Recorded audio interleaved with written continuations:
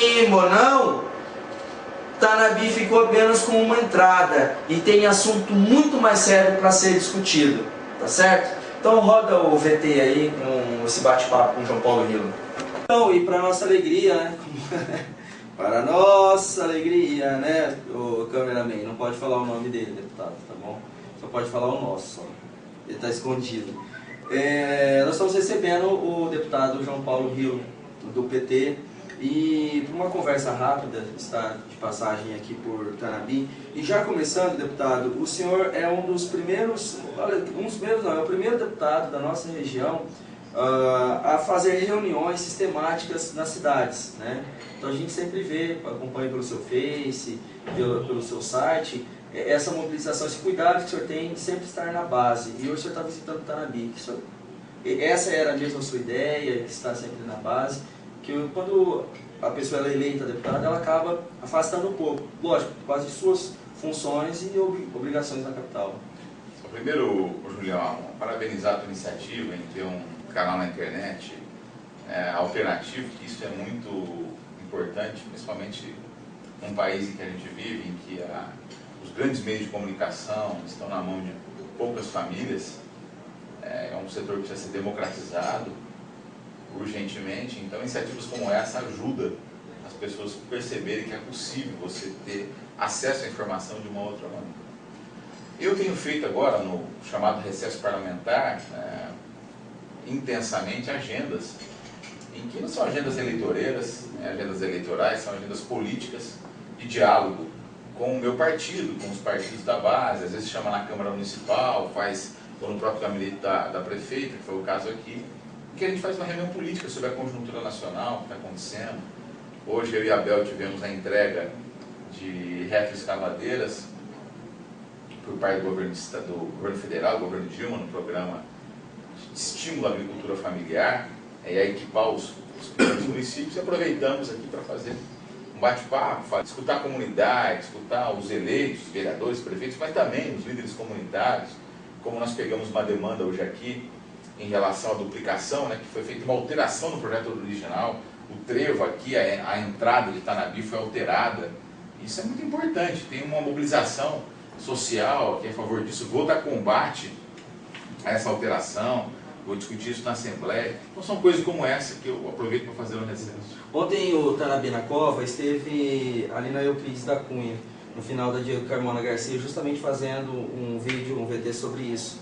E a gente está com um jornal Município do dia 29 de outubro de 2011, onde com letras garrafais está escrito: Tanabi vai ganhar sua segunda entrada, diz Fábio Seron. Um gigantesco dispositivo viário será construído no final da Avenida Diego Carmona Garcia. E o Tanabi na Cova, deputado, enquanto alguns vereadores, 2 vereadores, estão preocupados com o hidrômetro na casa do prefeito, o Estado gastou milhões com desapropriações, um projeto supostamente errado, e Tanabi ficou com apenas uma entrada. Algo ridículo, porque até quando o senhor estava vindo para cá, o senhor até confundiu a entrada de um distrito com a entrada de Tanabi. Então, Tanabi na Cova, eu gostaria de passar às suas mãos esse jornal e ver a possibilidade de o senhor tomar alguma providência. Porque... Obrigado, Julião. A prefeita falou sobre isso, um outro jornalista aqui, conversei com o Correia também. O Correia abordou isso, falou de um abaixo-assinado que tem com 6 mil assinaturas da população. Eu vou pegar o edital, o projeto original, e vou fazer o debate intenso na Assembleia, vou dar retorno para vocês assim que voltar ao recesso. E nós gostaríamos até de pedir essas imagens. Findar o recesso parlamentar. É necessário, vou convocar os representantes na Comissão de Transporte, convidar vocês, a prefeita, para ir à Assembleia o dia para conversar sobre isso. Vamos fazer a luta para a recuperação do projeto original, que garante entradas mais acessíveis, muito mais corretas do que eu. Até mesmo porque o crescimento, o desenvolvimento da cidade está para aquela região, né? Prefeito, deputado, futuro prefeito de Rio Preto, a gente espera. Outra pergunta também, mais municipal, depois a gente faz 2 estaduais e a gente encerra, porque o senhor também tem alguns compromissos, vários compromissos. A oposição de Tanabi, ela está tentando rachar a grande amizade que o senhor tem com o ex-prefeito Zé Francisco.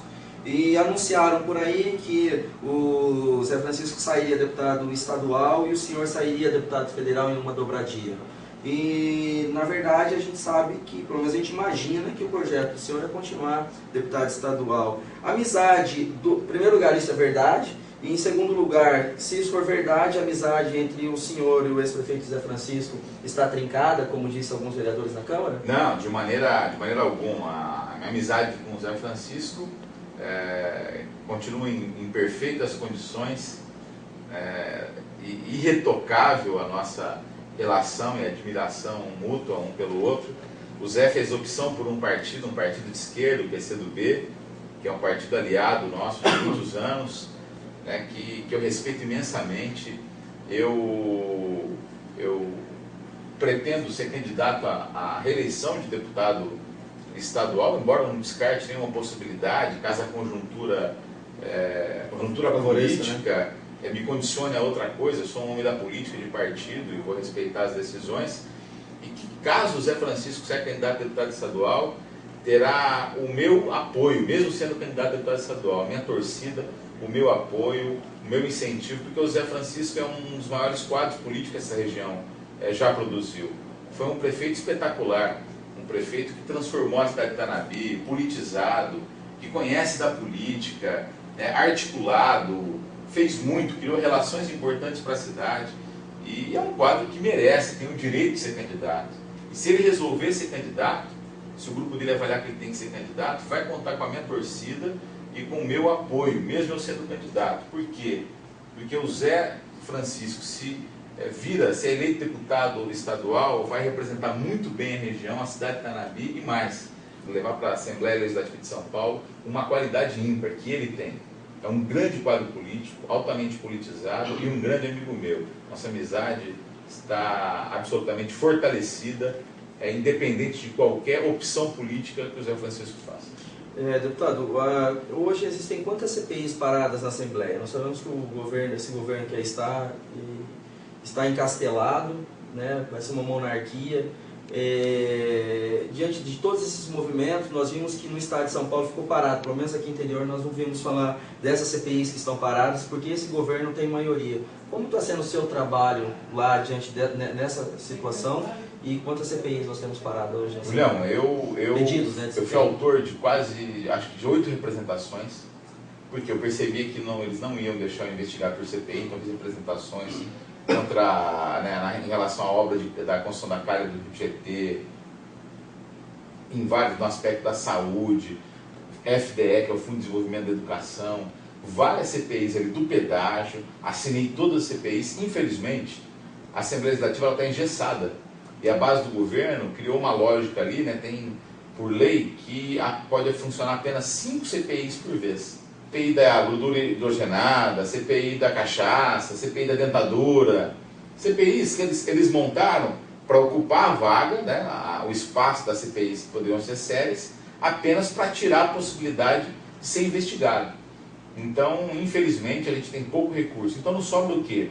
Fazer convocação pelas secretarias, pelas comissões, né, fazer a disputa interna, denunciar e representar na Justiça, no Ministério Público, quando tem irregularidade. É o que nós estamos fazendo em relação a isso. O PT no Estado terá candidato a deputado a governador? O PT vai ter candidato a governador. Nós temos alguns nomes, vou falar para você aqui 4 nomes bons, né? 5, aliás. O Mercadante pode ser um bom candidato, já foi 2 vezes, mas está muito envolvido no Ministério da Educação e está muito próximo ao núcleo central do governo federal. Talvez tenha que cumprir essa tarefa. A Marta Suplicy foi prefeita de São Paulo, ministra da Educação, senadora da República, pode ser um grande nome. Zé Eduardo Cardoso, ministro da Justiça, um grande nome. E Luiz Marinho, prefeito de São Bernardo, reeleito, faz uma belíssima gestão, um excelente nome. E o nome da minha preferência, né, Alexandre Padilha, ministro da Saúde, pela sua competência, pela sua clareza, pelo carisma e mais, pelo compromisso político que tem. Todos esses têm também.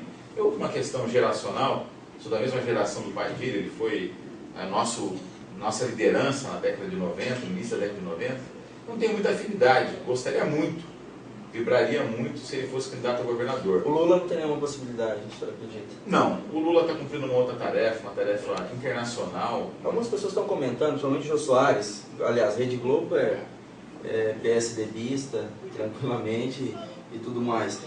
Mas tem muito falado que o Lula sumiu durante essas manifestações. O que o senhor tem a falar sobre isso? Se o Lula aparece muito, eles vão falar que o Lula é autoritário e o Lula está interferindo.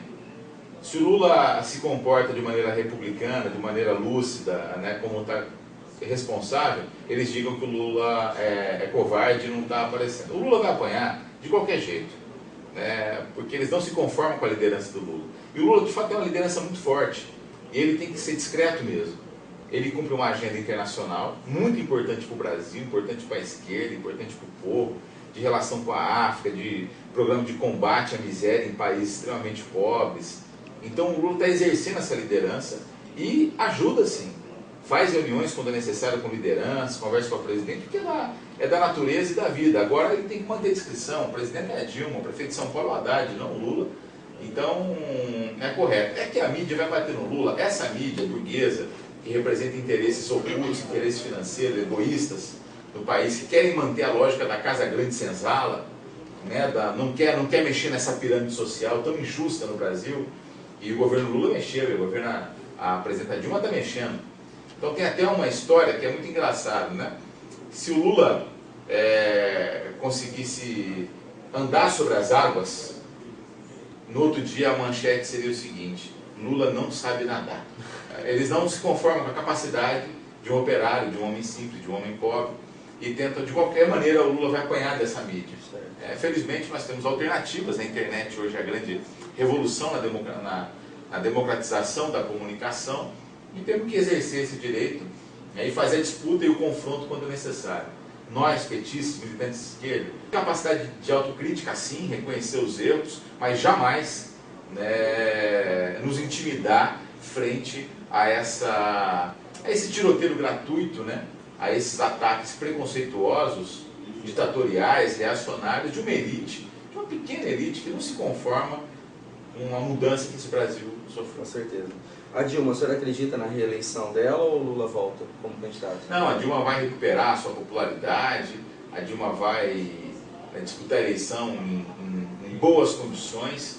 Aliás, mesmo dessa queda de popularidade por conta desse fenômeno das manifestações, que são importantes, que são boas para o país, ela ainda ganharia de qualquer candidato colocado aí no segundo turno. Ontem mesmo foi feita uma pesquisa, que a imprensa também tenta manipular, mas a verdade é que a Dilma já estabilizou a sua popularidade, apresentou uma agenda para o Brasil e começa a recuperar a força que este governo tem, que este projeto de Brasil tem. Certo. Bom, nós falamos com o deputado João Paulo Rilo, do PT, esteve visitando Tanabi, está sempre na base, e foi um prazer falar com o senhor, deputado. Prazer foi meu, João. Colocar à disposição. Tá,